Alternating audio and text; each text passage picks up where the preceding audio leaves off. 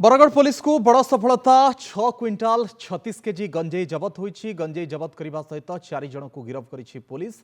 जबत गंजेर अनुमानिक मूल्य 95 लाख टंका। बरगढ़ आरक्षी अधीक्षक प्रहलाद साहाई मीनांक निर्देश क्रमे चढ़ाऊ होता। अंबसढ़ा बहारगुड़ा बाईपास रोड रे गंजेई चालाण बेले हठात माड़ी बसला पुलिस। विपुल परिमाण गंजेई बौद्ध जिल्लारू रायपुर को चालाण होता अनुमान करा जाउछि। गिरफ अभियुक्त माने हेउछन्ति बौद्ध बहिरा गाँवर बुद्धदेव महाकुर, उदय प्रधान, अनुगुल सुसुड़ा गाँवर शाश्वत सुंदर दास और ढेंकानाल रुसुल ठेंगा गाँवर टुटू देहुरी।